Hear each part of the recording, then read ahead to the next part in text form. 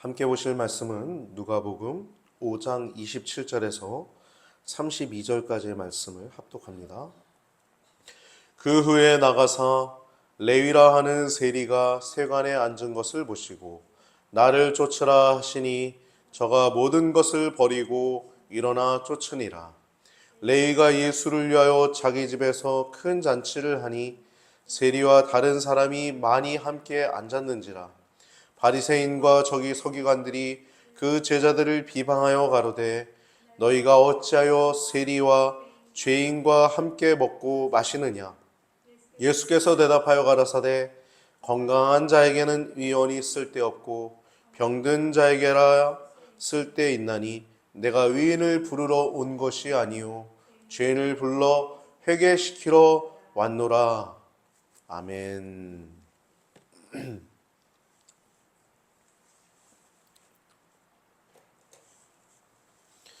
오늘 본문 5장 누가복음 5장 27절 32절 말씀 통해서 나눌 제목은 죄인을 부르신 예수님이라고 하는 제목을 가지고 말씀을 나누고자 합니다.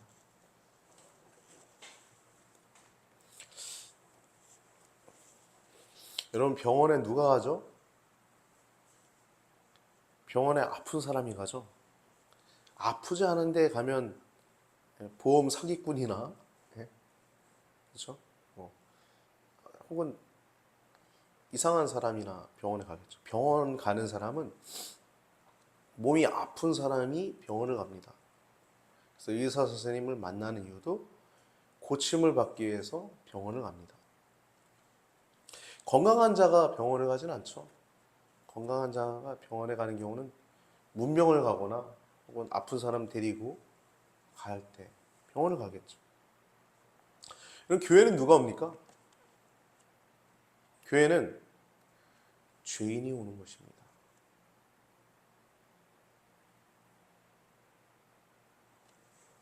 제가 이번 한 주간을 이제 지내면서 이 교회가 죄인이 오는 곳이라고 하는 그것에 대해서 깊은 감동과 또 슬픔까지도 느끼는 시간이었어요. 왜냐하면 이번 주에는 세계 로잔 대회라고 전 세계에 있는 복음주의 이제 목회자들이 모여서 이제 앞으로 우리가 이제 기독교의 본질에 대해서 한번 점검하고 신앙의 본질에 대해서 점검하고 앞으로 나아가야 할 사역에 대해서 점검하는 것이 이 로잔 대회라는 것입니다. 이 로잔 대회가 제1차 시작될 때는 굉장히 복음적이었어요. 이 복음적이다라고 하는 건 성경을 있는 그대로 믿는 신앙을 얘기를 하는 겁니다. 성경을 있는 그대로 믿는 신앙. 계몽주의가 막 한참 발달할 때, 인간의 이성이 발달할 때 성경을 많이 해체시켰죠. 자유주의라고 해요. 그러니까 로잔 대회는 원래는 굉장히 훌륭한 곳이었습니다. 그렇게 시작을 했고 2차, 3차 때 좀 변질됐죠. 근데 이번에는 그 로잔 대회 때 우리 한국에서 그게 벌어졌어요. 한국에서 이 로잔 대회가 열렸어요. 그것도 우리 가까이 있는 송도에서 서울 로잔 대회라고 이렇게 전 세계의 지도자들이 모였습니다. 근데 거기서 어떤 일이 있었냐면 여러 가지 많은 사역들을 다 얘기하고 하지만 지금 가장 뜨거운 감자가 뭡니까? 제가 많은 사역을 했던 동성애죠, 동성애. 동성애에 대해서, 동성애자 문제에 대해서 이 로잔 대회가 찝었어요. 크게 세 가지를 찝었습니다. 첫 번째, 동성애는 죄다. 굉장히 중요한 겁니다. 미국에 우리 감리교 가운데 감독이 동성애자가 있어요. 감독이 동성애자가. 세계 흐름이 그렇다고요. 근데 이 로잔 대회에서 복음적인 사람들이 모여서 동성애가 죄다라고 얘기한 그 자체만으로도 대단한 겁니다. 할렐루야? 이해가 되세요? 여러분 무슨 말인지? 동성애가 죄다란 걸 찝었다고요. 굉장히 위대한 선언인 거예요. 로잔 선언.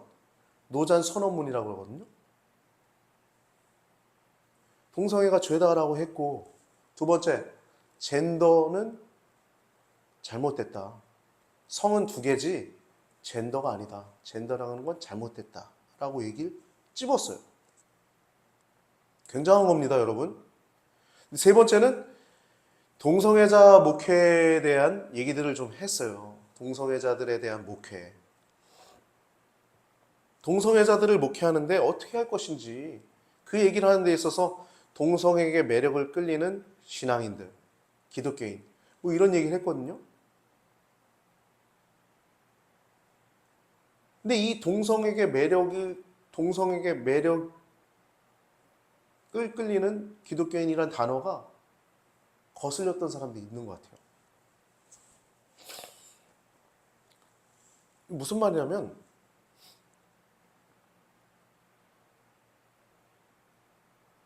그럼 교회 안에 동성애자가 있을 수 있어요, 없어요? 있어요.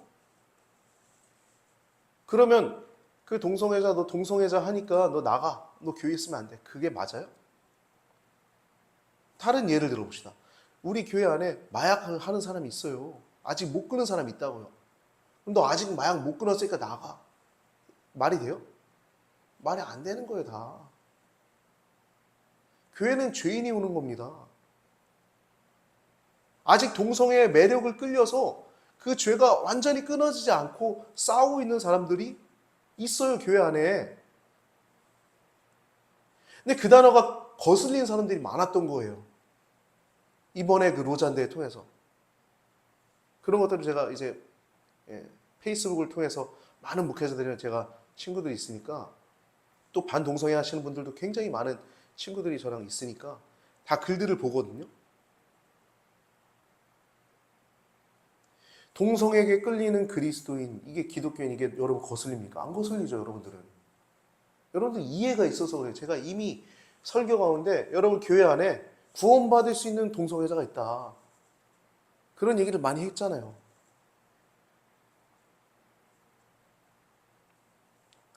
그 차이, 그 미묘한 차이가 어디서 오는지 아십니까, 여러분? 한 가지입니다. 나는 깨끗하다. 나는 거룩하다. 나는 이롭다. 바리새인 같은 마음에서 이게 거슬렸던 거야. 가만 보면. 이것 때문에 같이 했던 사람들 가운데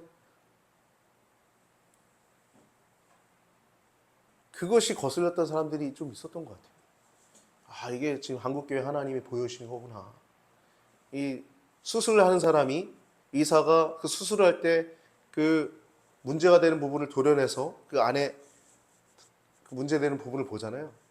이 로잔대를 통해서 하나님 우리 나라의 교회 현실을 딱 드러내시더라고요. 하나님 딱 드러내시다. 그래서 이번 주에 제가 페이스북에 글을 참 많이 썼어요.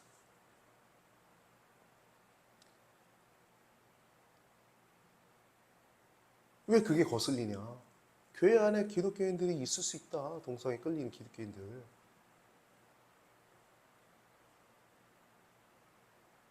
그리고 동성애자는 이동환이 목회하는 교회나 그런 자들이 목회하는 교회에 나가면 안 되고, 정통교단에 있는 교회를 나가야 죄에 대해서 싸우고 죄에 대해서 회개하고자 하는 그러한 열망을 가지고,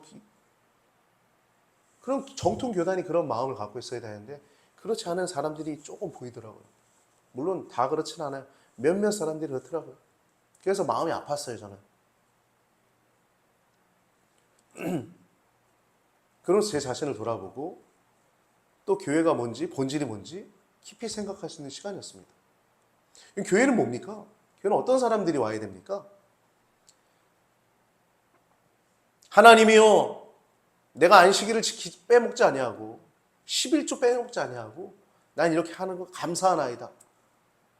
자신의 위를 향하는 사람들이 와야 될까요? 하나님, 저는 죄인입니다.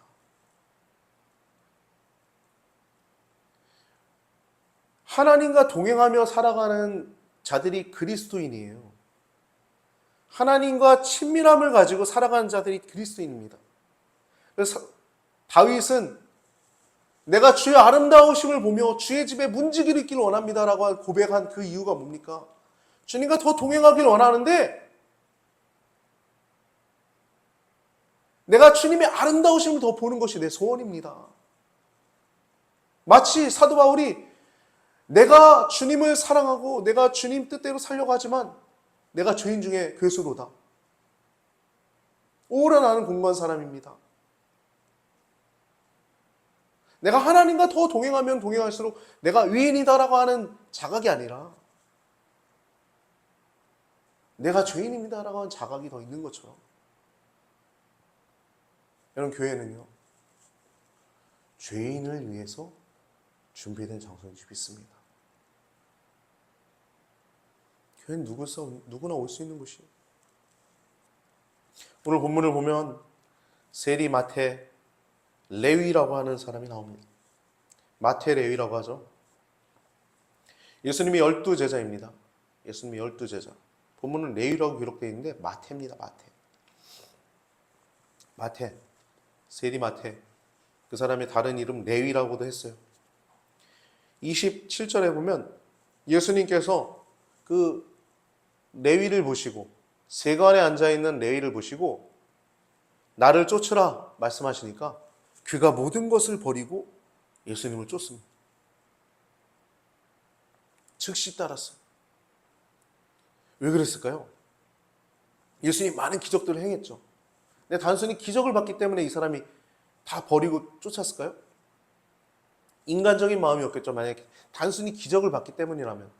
그게 아니라 그 기적을 베푸시는 그 예수님의 안에 인간의 본질이 있고 인생의 본질이 있고 인생의 이유가 있고 인생의 참 의미를 깨달았기 때문에 자신의 넉넉한 세상에 보장된 자기의 직업까지 버리고 참으로 회개하면서 주님을 따르지 않았나. 우리는 그렇게 볼 수 있을 것입니다.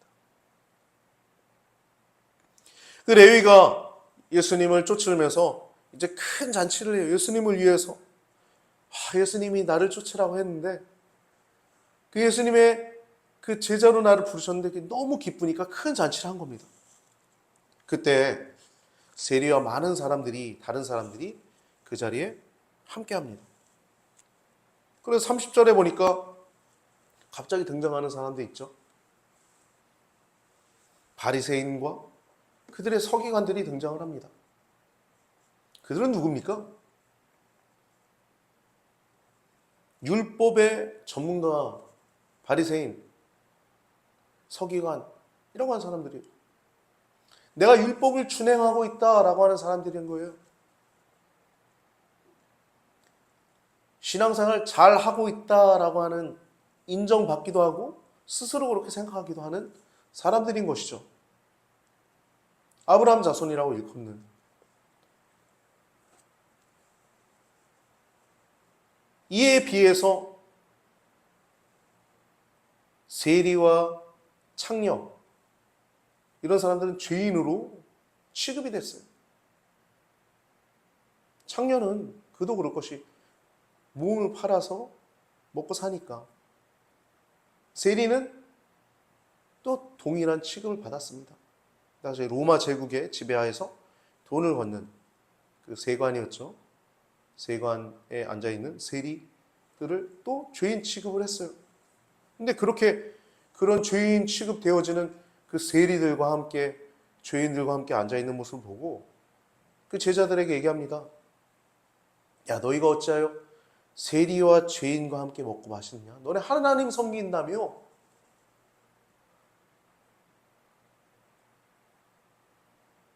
근데 세리와 죄인과 같이 앉아있느냐? 얘기를 하는 거예요.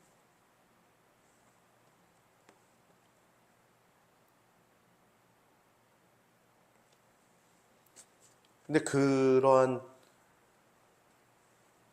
자들에게 예수님께서 말씀하시는데 그 내용이 31절, 32절에 얘기하고 있죠. 세리와 같았던 죄인과 같았던 그 세리였던 그 마태를 예수님이 12제자 중에 하나로 부르실 때 그 누구든지 간에 죄를 용서할 때, 죄를 회개할 때 예수님은 죄를 용서해 주실 뿐만 아니라 자기의 제자로도 심지어 그의 사도로까지 삼을 수 있다는 것입니다. 죄인들이 회개할 때 가장 중요한 건 죄인을 회개케 하는 것입니다. 회개하는 것. 회개의 증거는 마태가 회개의 증거는 자신의 직업을 버렸다는 거예요. 나를 따르라 했을 때 즉시 버리고 예수님을 쫓았죠. 즉 지금 본문에 나타나고 있는 죄인은 회개하고 있는 사람이니까 죄가 있으니까 회개를 하는 거예요. 죄인이에요. 반면에 율법의 순종자들은 죄인이 아니라 그냥 위인으로 있는 거예요. 나 율법 잘 순종하지.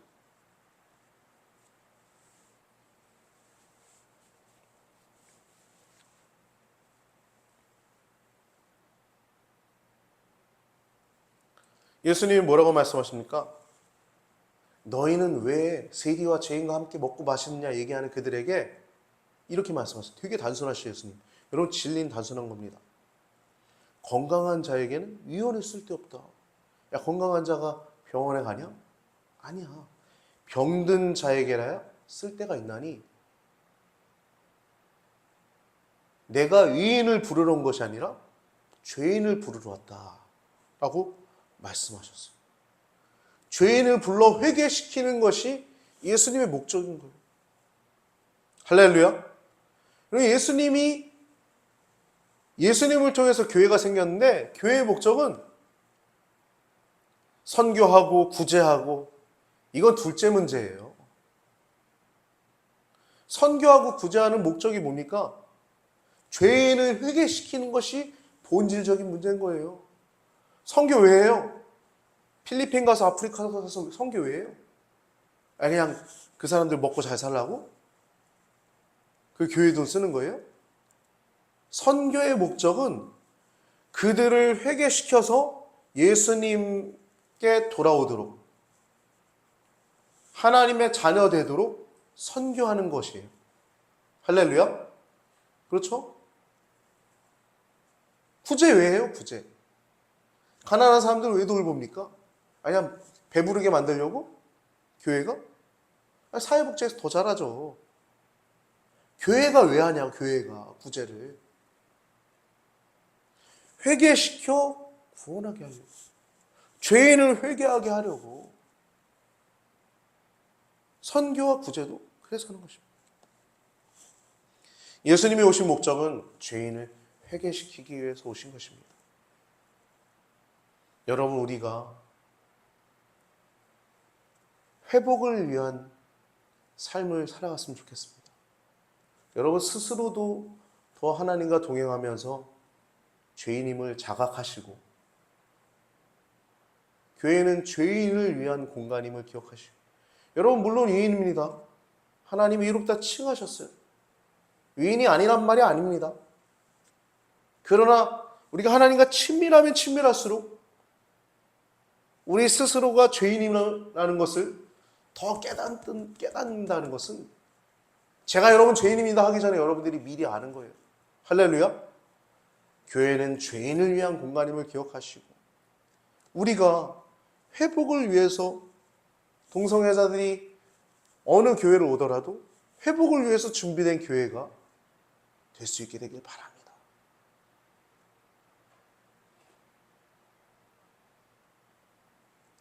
예수님의 사랑이 필요하지 않은 사람은 아무도 없어요. 다 필요합니다.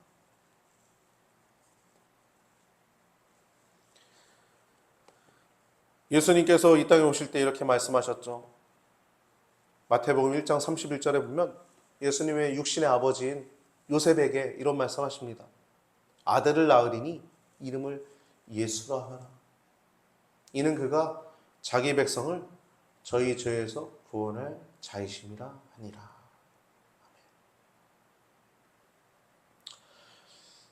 자기 백성을 저희 죄에서 구원할 자이십니다. 죄에서 구원할 자.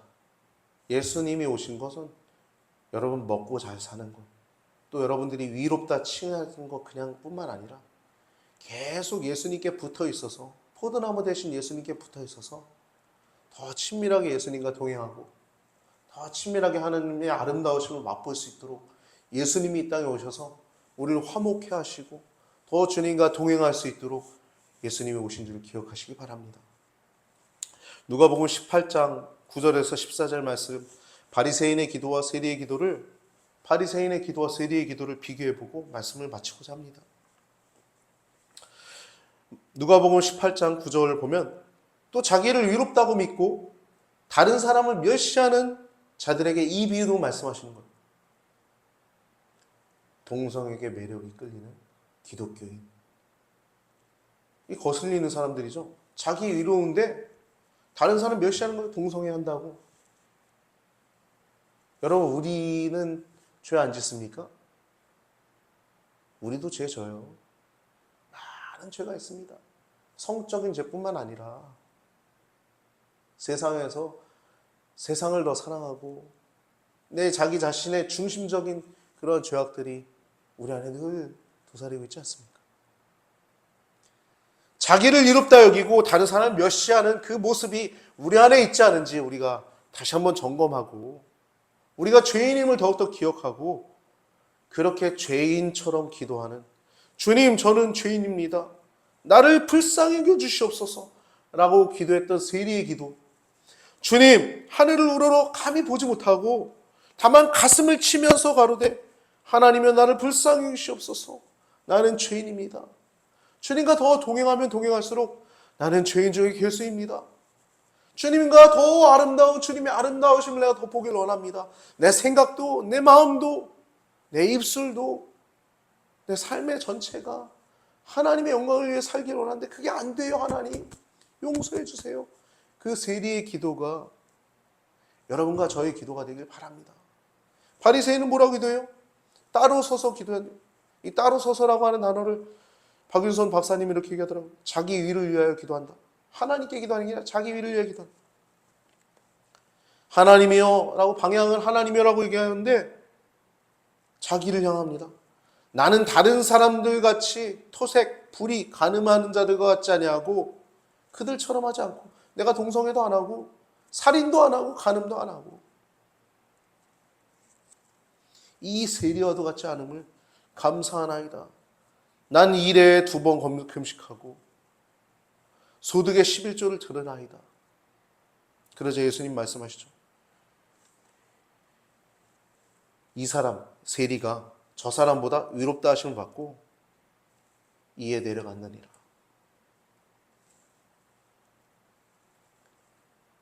여러분, 정말 위롭다 하심을 받고 유쾌케 되고 신앙생활하면서 행복한 삶을 누릴 수 있는 우리 귀한 성도님들 되시길 바랍니다.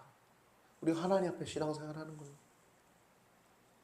오늘 죄인을 부르시는 예수님이라는 제목을 가지고 말씀을 나누는데, 예수님이 필요하지 않은 사람은 하나도 없습니다. 우리가 주님을 더욱더 가까이 하면서 그 현미경으로 볼 수 있는 그것은 주님과 친밀함을 가진 사람들에게 늘 죄인으로, 내가 죄인입니다, 내가 더 주님의 아름다우심을 맛보길 원합니다, 내가 죄인 중에 괴수입니다 고백한 바울처럼, 다윗처럼 그렇게 주님과 동행할 수 있게 되길 주님의 이름으로 축복합니다. 교회가 그렇게 존재함을 기억하시길 주님의 이름으로 축복합니다.